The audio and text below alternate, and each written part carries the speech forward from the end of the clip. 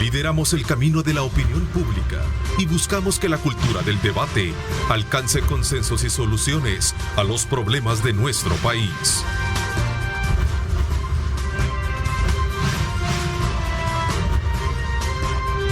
Diálogo con Ernesto López. ¿Qué tal? Buenos días, El Salvador. ¿Cómo están? Qué placer enorme saludarles a esta hora de la mañana. Agradecemos de ustedes, como siempre, una fiel sintonía a nuestro programa. Pero hoy, esta mañana, quiero darle la más cordial bienvenida en esta primera parte del programa a Luis Rodríguez, director del Banco Centroamericano de BCIE para El Salvador, de Integración Económica, con quien vamos a hablar precisamente de temas importantes relacionados con la institución que él representa. Bienvenido, Luis, gracias por acompañarnos. Gracias, Ernesto, siempre es un gusto estar aquí. Pero ¿cómo se nutre económicamente el BCIE? Bueno, el BCIE está conformado por una serie de países, tanto centroamericanos, por su mismo nombre, y otros que son extrarregionales. Obviamente todos estos pues van dando cuotas de capital, van poniendo cuotas de inversión, con lo cual el BCIE a través de su historia pues se ha ido fortaleciendo, aparte de que los proyectos pues también van generando una serie de factores de rentabilidad. No es una banca privada, sí, claro, como tal. Algunos incluso en la asamblea lo han confundido así. No, es una banca de desarrollo. El banco se creó hace 61 años con el objetivo de apoyar a los países centroamericanos. Cuéntame un poquito sobre qué rol, qué papel jugará bajo esa línea de acción de apoyo a la cooperación y al desarrollo de países suscritos, este nuevo impulso económico que anunciaba el presidente. 10 medidas que estamos hablando precisamente de proyectos ahí plenamente identificados. Sí, bueno, nosotros lo vemos como un detonante, digamos, para este tipo de inversiones integradas que puedan ir empujando de una vez por todas diferentes áreas. El presidente habla de temas de infraestructura de movilidad, habla de temas de conectividad, habla de temas de infraestructura en educación, logística, es decir, digamos se ve un todo bastante integrado que al final ir conectando una cosa con la otra es lo que le da valor. De estos impulsos económicos es que vas activando uno, se va conectando con el otro, va conectando con el siguiente, insisto, vas creando un ecosistema de desarrollo que es lo que se busca. No vas a hacer pasos a los niveles solo por evaluar esa zona en específico. Se está buscando todo un tramo en el cual en algunos casos es un paso a dos niveles, en algunos casos es viaductos, en algunos casos es anillos periféricos, etcétera. Bueno, al tratarse de proyectos bastante complejos, hay ciertas etapas que, digamos, requieren un poco más de tiempo que otras. En el caso del Tren del Pacífico, estamos por hacer una revisión con Suzón, que es el conglomerado de empresas que está llevando a cabo el estudio de factibilidad y diseño, para ir haciendo revisiones periódicas de cómo va el proyecto. Lo que se espera es que para final de este año pues ya se tenga digamos ya el 100% del estudio, el diseño, etcétera, para que pues el otro año se pueda iniciar. Eso es en expectativa. En el caso del aeropuerto, nosotros no estamos muy metidos en eso. Sí hemos hablado con CEPA, que al momento en que CEPA necesite una estructuración complementaria donde ellos puedan decidir si se concesiona, si el Estado lo paga, si va a ser un asocio público-privado, etcétera, etcétera. Las opciones que tú tengas en la mesa para poderlo financiar, pues nosotros vamos a acompañar a CEPA en ese proceso. Por lo que están ahora, que es la parte de factibilidad, entiendo, y diseño también, entiendo que ya sobrepasaron el 90%. No quisiera ahondar exactamente, pero entiendo que van por ahí. Es un proyecto que va también caminando en tiempos esperados. En el caso del astillero, en nuestra última entrevista hablábamos de que esto podía funcionar y que se estaba visualizando. este proyecto viene desde que nosotros hablamos.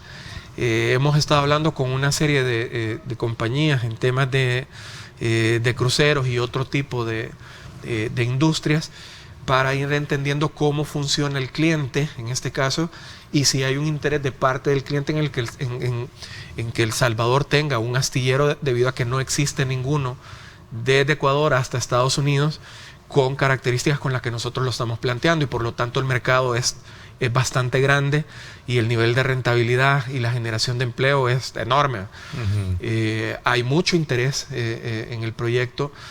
Aquí está metido proyectos estratégicos y está metido CEPA también, con quienes se ha ido trabajando en conjunto desde que se ha ido estructurando con las compañías navieras. En ese concierto de naciones en el que tú te manejas como representante de El Salvador ante el BCIE, ¿qué piensan del Bitcoin? Bueno, se ve de diferentes maneras. El BCI lo ve como un proyecto de innovación, digamos, en términos financieros económicos. Ha habido un apoyo de parte de los demás países del BCI para poder estructurar un apoyo en cuanto a estudio técnico no reembolsable para el país. Se ofreció hace unos meses, de hecho lo anunciamos con el presidente Dante Mossi desde Honduras. El estudio ya está caminando, se está trabajando principalmente con el Ministerio de Hacienda del BCR, y que cubre diferentes aristas. Hay temas que tienen que ver con economía tal cual, hay otros que tienen que ver con aspectos financieros, otros con el tipo de tecnología, el tipo de cripto que se puede utilizar, algunos temas legales, otros temas de inversión. Es decir, digamos, lleva la mayoría de componentes que nosotros consideramos que puede funcionar como un aporte para el país, teniendo un proyecto como esto. Hay expectativas de cuáles son los siguientes pasos que nos puede llevar de este estudio, pero el banco ha puesto a disposición todo el apoyo que se puede dar para que esto pueda caminar de la mejor manera. Es decir, es todo un proceso más bien de responsable que irresponsable. Creo que es al revés. Y creo que es, digamos, bastante atrevido ponerse a desmeritar el trabajo que hace no solo el banco en sus 61 años, sino también todos los equipos del banco, tanto en El Salvador como en la región, que colaboran en la estructuración de cada uno de estos proyectos y en cada una de estas operaciones. Interesante, porque hemos logrado identificar casi el 90% de los proyectos de inversión en el país están patrocinados por BCI. Casi el 90%. Según veo la tabla muy bien establecida de la que hablábamos, ¿no? Sí. Bueno, quiero agradecerte que nos hayas acompañado esta mañana. Gracias a ti. Pues bueno, cuando necesites, sabe que acá estamos. Creo que la siguiente ya daremos mejores todavía noticias más concretas respecto al astillero, sobre todo porque hemos venido platicándolo contigo en el tiempo. Pero sí, déjame decirte que digamos, en cada una de todos los factores de inversión que nosotros estamos llevando, pues hay un gran objetivo humano, que es el desarrollo social, la eliminación de las desigualdades. Totalmente conscientes de eso, y pues por eso pues estamos nosotros presentes en el país. Y vamos en esta segunda parte del programa a conversar con el doctor Fabián Salvioli. Él es relator especial sobre la promoción de la verdad, la justicia y la reparación y la garantía de no repetición, relator de Naciones Unidas y por supuesto catedrático de Derechos Humanos de la Universidad de La Plata en Argentina. Vamos a aprovechar de hablar de muchos temas y especialmente de este que está relacionado y vinculado muchísimo en nuestro país, que es sobre la justicia transicional, ¿verdad? Así es que le doy la más cordial bienvenida. Gracias. También se da en el marco de la presentación de un libro, ¿no? Sí, Ernesto, bienvenido. Muchas gracias por su invitación. Una alegría, un honor estar aquí en su programa, Ernesto, y poder conversar. Sí, efectivamente, vine ayer a presentar un libro. Es el primer país en el cual presento este libro. Se va a presentar en distintas ciudades de América Latina y también en Ginebra y en España durante el año, que es un libro sobre el rol de los órganos internacionales de derechos humanos y el valor jurídico de sus pronunciamientos. Y ayer la presentación fue realmente un éxito. En el caso de El Salvador, hablando de justicia transicional, el ejemplo más simbólico es el caso jesuita y el Mozote, que está siendo de alguna manera tratado concretamente por los gobiernos últimos, pero también con el énfasis hoy en día por el presidente actual. Sí, efectivamente. ¿Qué piensa, qué percepción le dejó precisamente? Bueno, porque este es un tema que toca fibras sensibles, ¿no? Son temas que tocan fibras sensibles, el tema Mozote, el tema jesuitas. Toca fibras sensibles, pero las fibras sensibles que más toca son las de las víctimas. Claro. O sea, cuando usted va al Mozote, yo visité el país oficialmente, ahora ya no como catedrático, sino en mi calidad de relator de Naciones Unidas, hace 3 años, y publiqué un informe. Yo estuve en los lugares de las masacres, estuve en el Mozote, estuve en el Calabozo, estuve y conversé con las víctimas, con las familias de las víctimas. Y por supuesto, si hay que mirar sensibilidades, esa es la sensibilidad. La sensibilidad no es la del perpetrador de la masacre, la sensibilidad es la de la víctima. Las masacres hay que investigarlas y los responsables tienen que ser juzgados y condenados. Y esa es la manera de abordar estas cuestiones. Ya lo dijo la Corte Interamericana de Derechos Humanos, precisamente en el caso del Mozote, que no valen las amnistías ni las prescripciones para los crímenes contra la humanidad y que hay que avanzar en el juzgamiento de los responsables y en la reparación de las víctimas. El presidente está muy claro en eso, digamos. Hemos tenido ayer un diálogo informal, yo no lo visité como relator de Naciones Unidas, un diálogo muy amable, claro, pero hemos conversado sobre distintas temáticas y él está comprometido, digamos, con la agenda de justicia transicional en el país. Usted sabe que yo me quedé muy asombrado en aquella visita a El Salvador, porque la gente joven no tiene conocimiento de lo que ha pasado en este país. Y eso es gravísimo. Eso es gravísimo para el futuro. Eso es gravísimo para el futuro. No es solo un problema en relación al pasado. Digamos, si los pueblos no aprenden de su pasado, si no adquieren la importancia de que las cosas se resuelven por la vía pacífica y no por la fuerza, si no se comprende de que el poder tiene límites y no puede avasallar los derechos de las personas, digamos, y mucho menos cometer crímenes contra la humanidad, si no se aprende eso, estamos en problemas. Los acuerdos de paz fueron valiosos, o sea, fueron valiosos, pero luego hubo una agenda de los acuerdos de paz que tentó la Comisión de la Verdad y posteriormente se empezaron retrocesos que duraron varias décadas. Es doloroso para mí haber visto hace 3 años que las familias de las víctimas estaban en igual o peor situación que en la que se encontraban cuando se han perpetrado las masacres. Cuando no se aborda el pasado debidamente, no hay manera de pasar la página. Y por supuesto, para pasar la página, primero hay que leerla, ¿no? Lo primero que hay que entender es que cuando se produce un daño, ese daño tiene que ser reparado. Eso es evidente. Y eso es para un choque de un coche con otro en la calle, ¿cómo no lo va a hacer para un daño tan grande, tan tremendo como la tortura o la desaparición forzada? Entonces, es un principio bien viejo del derecho, el más viejo de todos, de que producido un daño, ese daño hay que repararlo. Ahora, la reparación en materia de derechos humanos es integral. Un Estado está en esa obligación de hacerlo. Claro, y eso es por la soberanía, precisamente. Vio que comúnmente los Estados argumentan soberanía para no cumplir. Es exactamente al revés. El Estado soberanamente ha ratificado los tratados internacionales, soberanamente, y se ha obligado soberanamente a cumplir con esos tratados. Ahora, un Estado no puede decir de que el tratado es obligatorio para él, pero lo que dicen los órganos que interpretan y aplican el tratado no lo es, porque implica generar que el tratado es un papel mojado. Son vinculantes. Sí, claro. Las resoluciones son vinculantes. Son vinculantes, por supuesto. Son vinculantes por la obligación que tiene el Estado de garantizar derechos humanos. Yo siempre soy de creer en la buena fe en general. Porque Entonces, esta es una resolución emitida por un comité especial de Naciones Unidas. es de un órgano internacional de Naciones De Unidas. Naciones Unidas, que dice que se han cometido arbitrariedades contra el empresario Rice y el Estado debería de responder ya. Claro. Pero además, yo creo que el mayor problema aquí es que, y lo dije ayer en la presentación del libro, es que la justicia sigue actuando como si estas cosas no existieran. Digamos, sigue actuando como si el derecho se enseñara hace 50 años. Y no, Y no, esto ya forma parte del bloque de constitucionalidad, ya forma parte de la propia lógica de la Constitución de El Salvador. Los jueces, las juezas no pueden tomar estas medidas.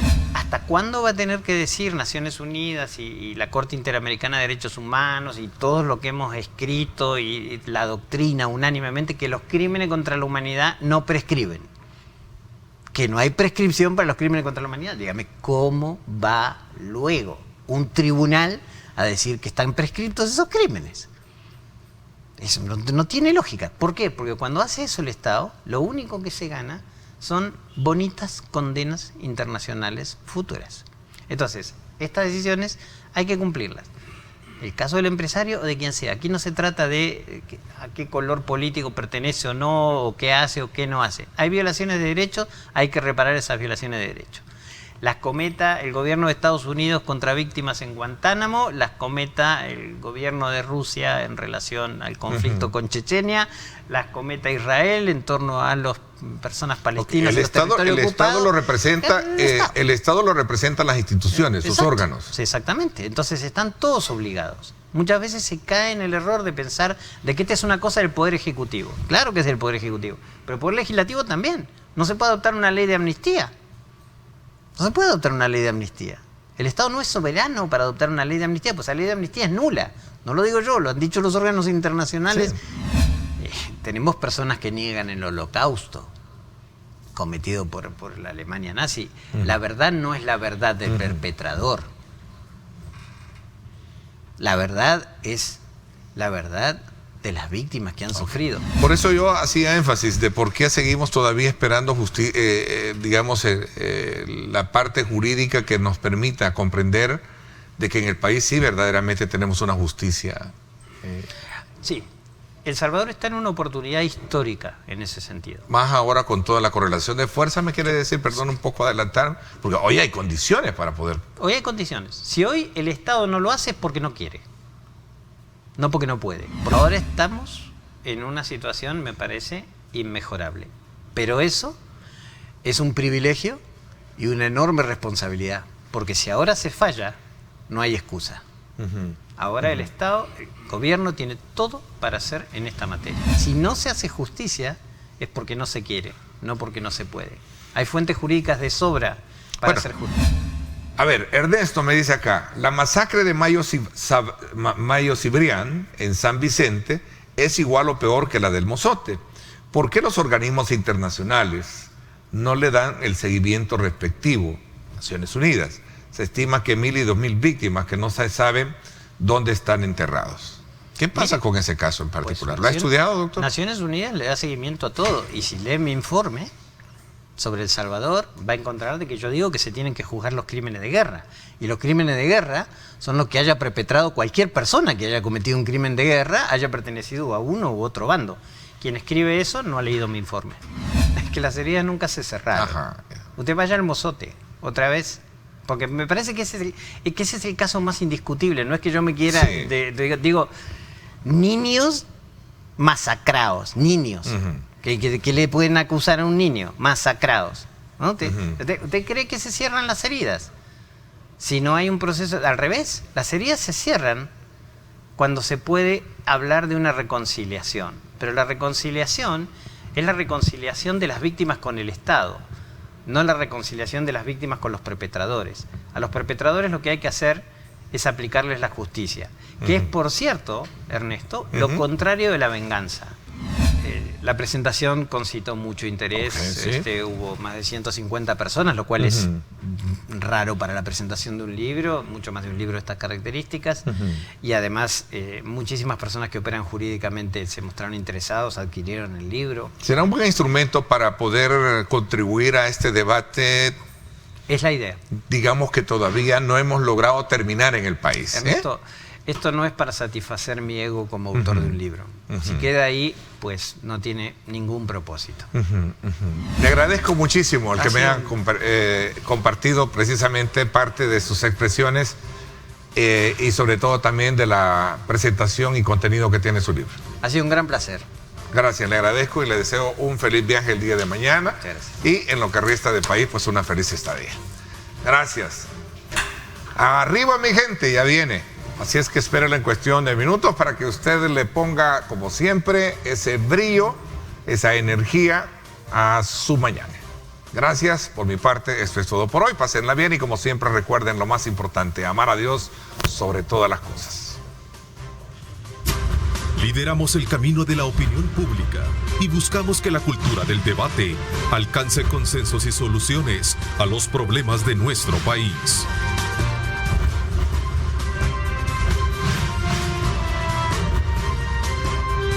Diálogo con Ernesto López.